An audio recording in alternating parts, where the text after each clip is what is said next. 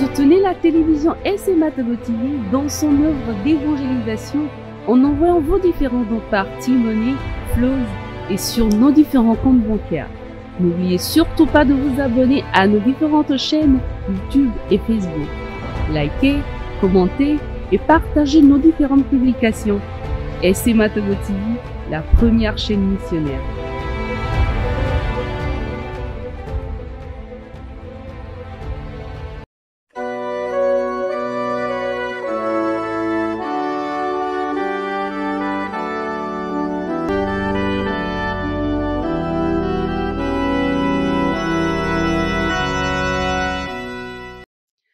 Le carême est le temps favorable pour revenir à l'essentiel, pour nous dépouiller de ce qui nous encombre, pour nous réconcilier avec Dieu, pour allumer le feu de l'Esprit Saint qui demeure caché dans les cendres de notre fragile humanité. C'est sur ces paroles du Saint-Père que je vous souhaite, amis téléspectateurs, la bienvenue à Dies Domini. Nous sommes au premier dimanche du temps de carême et l'Église mère nous propose en ce premier dimanche de carême l'Évangile selon Saint Marc, le premier chapitre du 12e verset au 15e verset. Et pour commenter cet évangile avec moi, je reçois en studio sur ce plateau le Père Marc Penoukou. Il est vicaire sur la paroisse Saint-Matthieu de l'Ouganda de Toquin-Séminaire. Bonjour mon Père. Bonjour ma sœur. Comment est-ce que vous allez? Je vais bien. Et vous-même? Je vais très bien. Je rends grâce à Dieu. Ravi de vous accueillir encore une fois. Ah, le plaisir partagé. Plaisir partagé. Alors mon Père, je vous invite à nous lire le texte de ce dimanche, l'Évangile, et après nous enchaînons avec les questions.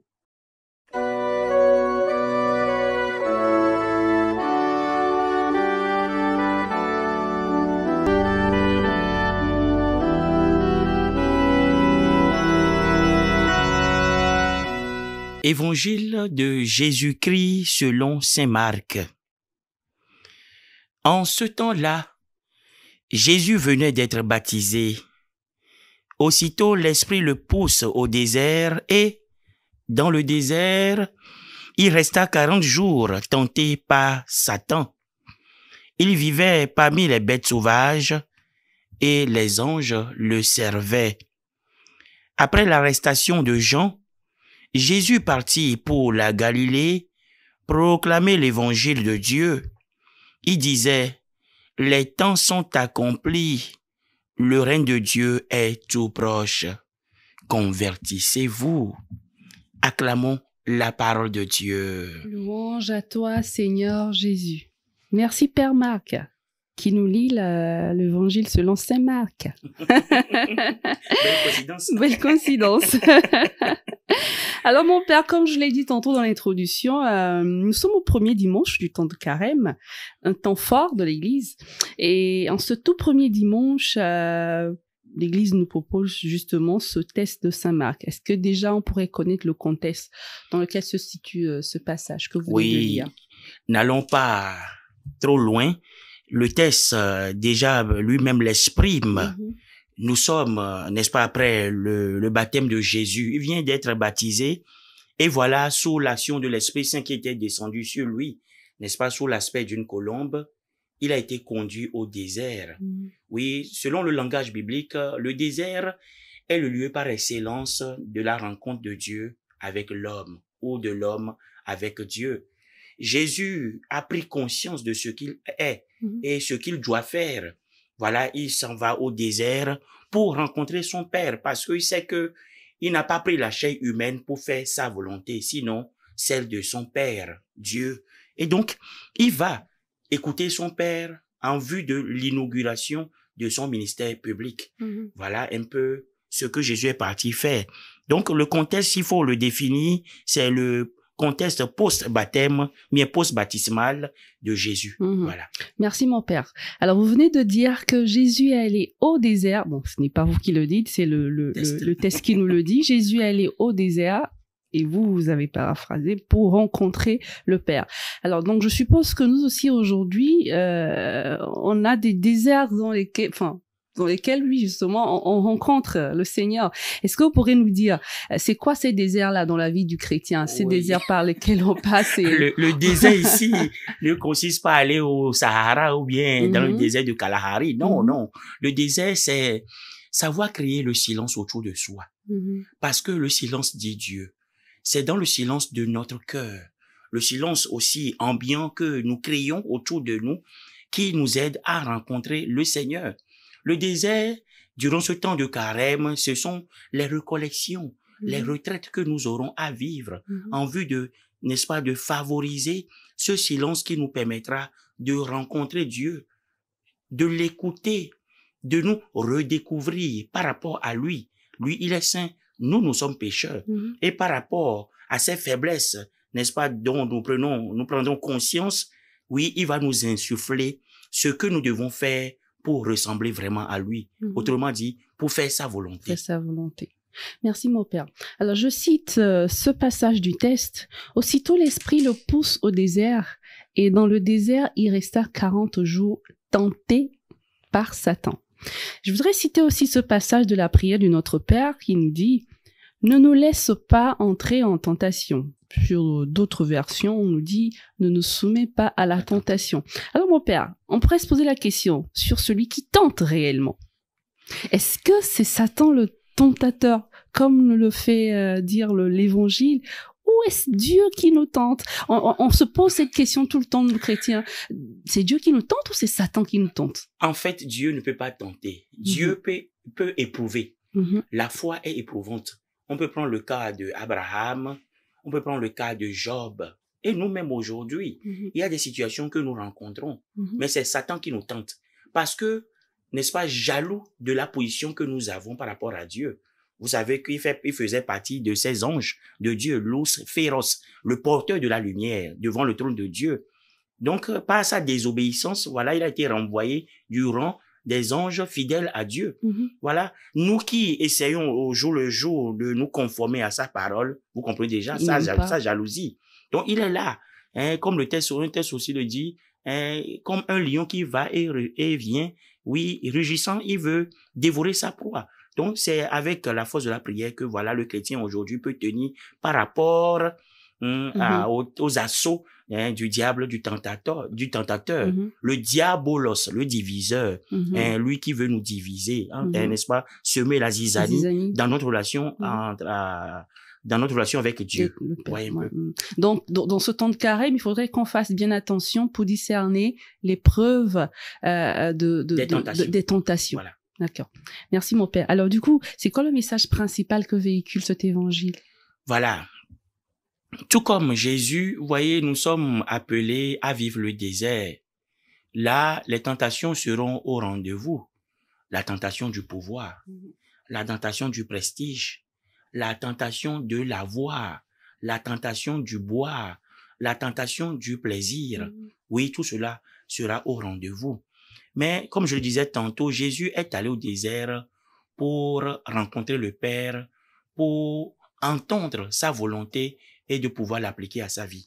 Ici, je vais ouvrir une brèche très rapidement pour expliquer quelque chose. Vous voyez, durant ce temps de carême, l'Église nous invite à 3 exercices traditionnels.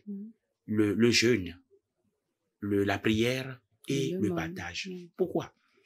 Vous savez, l'homme, avant le péché d'Adam et Ève, ne connaissait pas le péché et ne pouvait pas aussi pécher.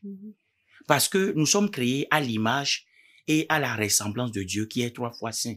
Donc, créés à son image, nous sommes aussi saints.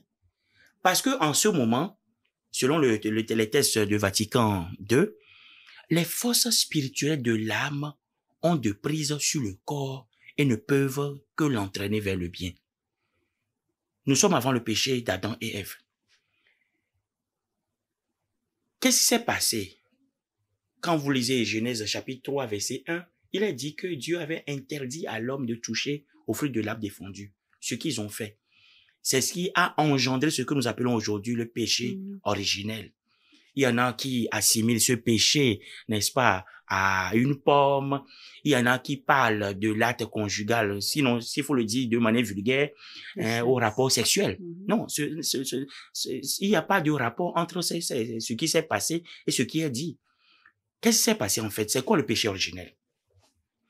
On a dit que ce fruit de l'arbre défendu donne la connaissance, donne la vie. Qui dit vie, dit Dieu. Qui dit connaissance, dit encore Dieu. Pour dire que l'homme ne devait rien faire dans le jardin sans consulter d'avance Dieu. Alors le péché, on nous parle de désobéissance. Au lieu de désobéissance, vous voyez, ça vient d'abord de manque d'obéissance. Obéissance qui veut dire quoi? Ob audire du latin. Ob, c'est quoi? Écouter d'avance. Audire, c'est écouter. Donc, ils ont manqué d'écouter d'avance Dieu, d'où la désobéissance. Et c'est quoi finalement le péché originel? Le péché originel, c'est le mauvais usage de la liberté de l'homme. Vous voyez un peu? Je le disais, je vais rappeler, je le disais en disant que avant le péché, les forces spirituelles de l'âme ont dépris sur le corps. Mais après le péché d'Adam et Ève, on assiste au mouvement contraire. C'est-à-dire que maintenant, le corps entraîne l'âme. L'âme, vous voyez, du latin anima, ce qui me fait mouvoir. Voilà, c'est grâce à l'âme que je suis en mouvement. Donc, le corps prend le dessus avec ses convoitises. Mensonges, cupidité, vol, adultère, que sais-je encore. Vous voyez, voilà pourquoi l'Église nous invite à affaiblir le corps par le jeûne. En jeûnant, nous privant de nourriture, ce n'est pas pour faire la ligne pour nos jeunes sœurs aujourd'hui. Ce n'est un régime alimentaire, mais c'est pour affaiblir le corps. Dites-moi un peu, celui qui a faim, qui a vraiment faim, est-ce qu'il pourra encore grimper la clôture du voisin pour aller voler? Non. Celui qui a vraiment faim n'aura plus assez d'énergie pour commérer. Non. Donc, en affaiblissant le corps, l'Église nous invite en même temps à faire quoi? À prier. Donc, en priant, nous redonnons à l'âme ces forces spirituelles qu'elle a perdues, qui entraînent le corps vers le bien. Le bien ici, c'est quoi? Le partage.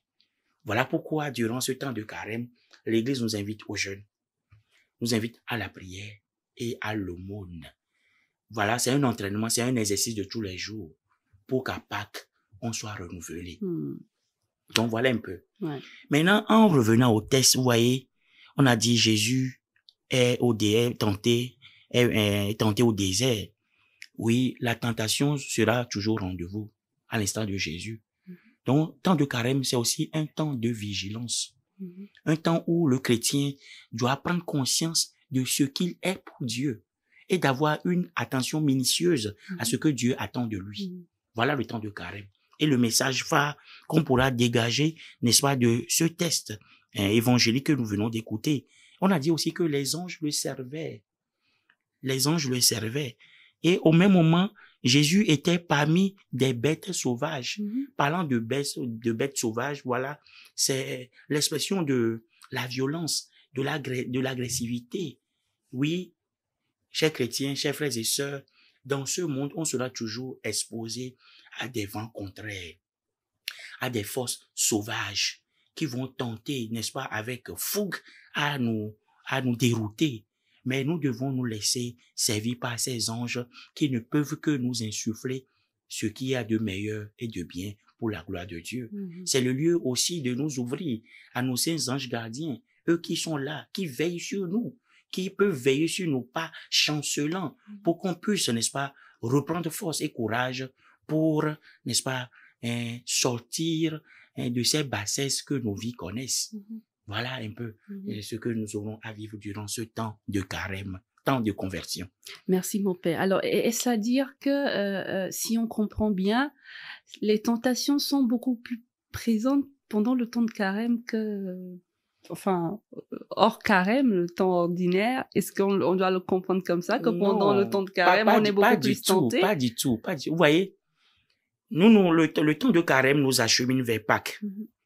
Pâques veut dire passage, en fait. Passage.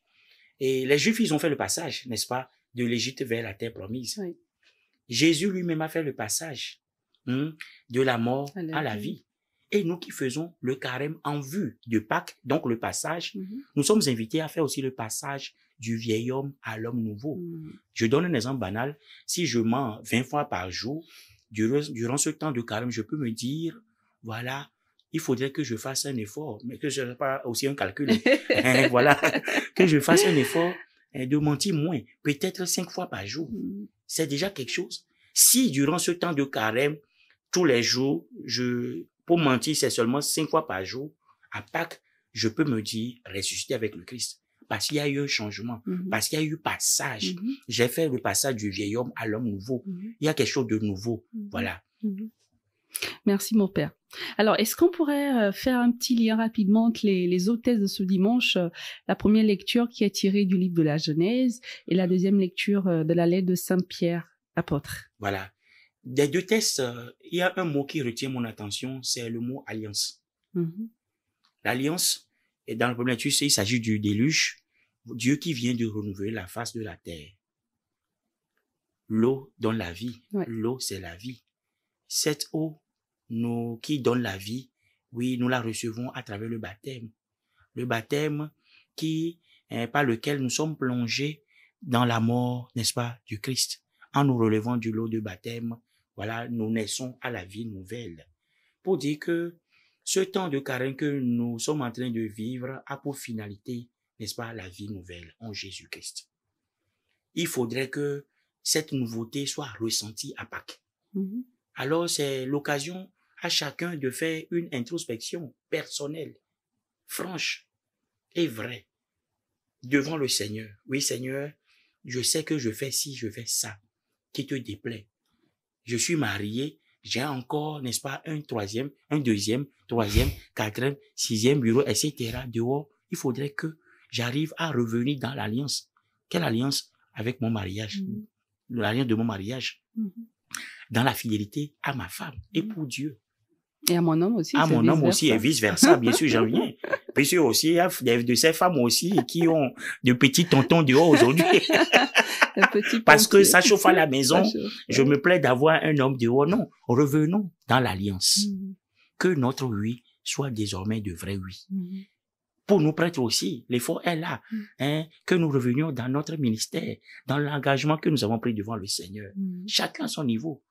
Dans les services où la corruption est devenue monnaie courante et je dirais le cure-dent de tous les jours, oui, il faudrait que nous nous ressaisissions pour que la justice soit au rendez-vous. Que le goût du service et le son de la serviabilité soient au rendez-vous. Dans cette perspective que le Seigneur saura revaloir, n'est-ce pas, les efforts que je fais. Donc, l'alliance, c'est important. Revenir dans l'alliance. D'ailleurs même, s'il faut que Jésus meure pour nous, c'est parce que les Juifs, ils ont rendu caduque la nouvelle alliance. Et en Jérémie 31, verset 31-34, Dieu a promis une nouvelle alliance en Jésus-Christ. Et c'est pour cela que Jésus va mourir. Et rappelez-vous, par anticipation, on peut le dire, le jeudi saint, qu'est-ce qu'il a fait? Quand, en prenant la coupe, il a dit, ceci est la coupe de mon sang, le sang de l'alliance nouvelle et éternelle qui sera versée pour vous et pour la rémission des péchés. Vous ferez ceci, mais cela en mémoire de moi. Oui, le salut, nous l'avons déjà en espérance. Jésus est déjà mort. C'est ce que Benoît XVI nous dit à travers son encyclique spéciale vie. Jésus est déjà mort, mais c'est à chacun maintenant de faire les efforts nécessaires pour rentrer dans l'économie du salut. De ce salut que Jésus nous a donné. Alors, temps de carême égale temps d'effort pour rentrer de nouveau dans l'alliance que Dieu a faite, n'est-ce pas, avec nous les hommes. Merci beaucoup, Père Marc. Alors, dernière question. Quel conseil nous donneriez-vous justement pour passer un très bon temps de carême? Pour certains d'entre nous qui avons du mal à jeûner, pour certains d'entre nous qui avons du mal à prier, pour certains d'entre nous qui, c'est difficile pour nous de sortir des choses de nos porte-monnaies et partager avec ceux qui sont autour de nous. Même si on en a de trop, c'est un peu difficile pour nous de partager, mais on a envie quand même de vivre ce carême. Quel conseil vous nous donnez?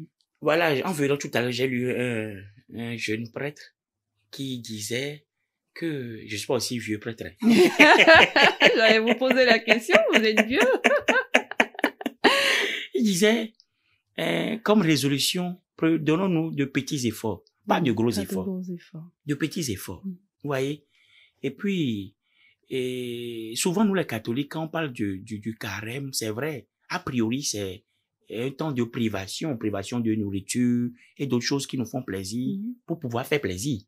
C'est Se ça. priver des choses qui nous font plaisir pour pouvoir faire plaisir à ceux qui n'ont pas l'occasion, sinon l'opportunité. Vous voyez un peu? S'il faut que je me prive de nourriture à la maison et que je deviens chien méchant, autant manger pour qu'on ait la paix. Voilà. Voilà, vous voyez un peu? Et puis, il y en a qui disent que non, vendredi, nous ne mangeons pas la viande parce que non. Vous voyez, Joël a dit, déchirez vos cœurs et non vos vêtements. C'est vrai. L'aspect extérieur aussi compte. Mais l'intériorité compte davantage.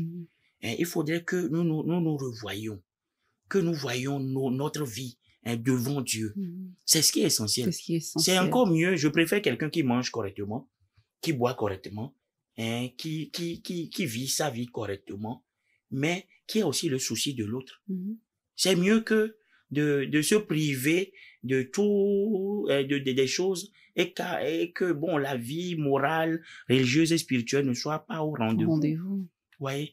Donc, ce n'est pas, comment le dirais-je, comme le texte du Mercredi Saint le dit, des choses des exercices à faire pour plaire aux hommes ou bien pour se faire voir. Non, c'est surtout l'intérieur. Dieu voit le cœur et il veut ce cœur-là. C'est le cœur que Dieu veut. Je ne suis pas en train de dire de mépriser les œuvres, n'est-ce pas, les exercices spirituels prévus par l'Église durant ce temps de carême, mais il faudrait que le cœur soit au rendez-vous. N'est-ce pas? Dieu même le dit. Ce peuple m'honore des lèvres, mais son cœur est loin de moi. Alors, chers frères et sœurs, temps de carême, c'est le temps de redonner à notre cœur, n'est-ce pas, un nouvel élan pour plaire à Dieu, un nouvel élan pour être aussi avec le frère dans le partage. Quand j'ai les moyens, il faudrait que j'arrive à faire irruption dans la misère de ceux-là qui m'entourent en leur portant la petite aide. Par laquelle ils peuvent sentir aussi la proximité de Dieu, la proximité de nous qui sommes leurs frères et leurs sœurs. Voilà. Merci infiniment, Père Marc. Merci beaucoup pour vos commentaires sur cet évangile du premier dimanche de carême. Merci, je vous souhaite à vous un très bon temps de carême. Merci, fructueux temps de carême également à vous. Merci, mon Père. Encore mieux dans la prière. Merci beaucoup. Alors, pour finir, je voudrais encore partager avec vous ces paroles du Saint-Père à propos de ce temps de carême. Alors, il nous dit que chaque année, au début du carême, cet évangile, celui qu'on vient de lire, cet évangile des tentations de Jésus dans le désert, nous rappelle que la vie du chrétien à la suite du Seigneur est une lutte contre l'esprit du mal. Il nous montre que Jésus a volontairement affronté le tentateur et l'a vaincu. Et en même temps, il nous rappelle que le diable est autorisé à agir sur nous par des tentations également.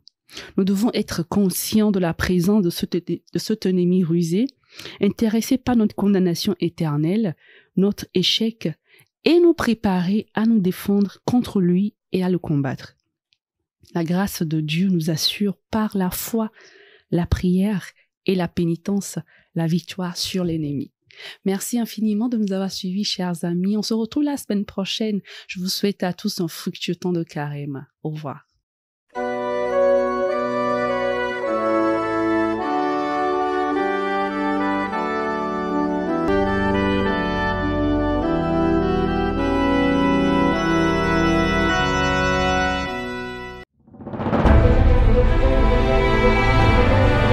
Soutenez la télévision SMA-TV dans son œuvre d'évangélisation en envoyant vos différents dons par T-Money, Flows et sur nos différents comptes bancaires.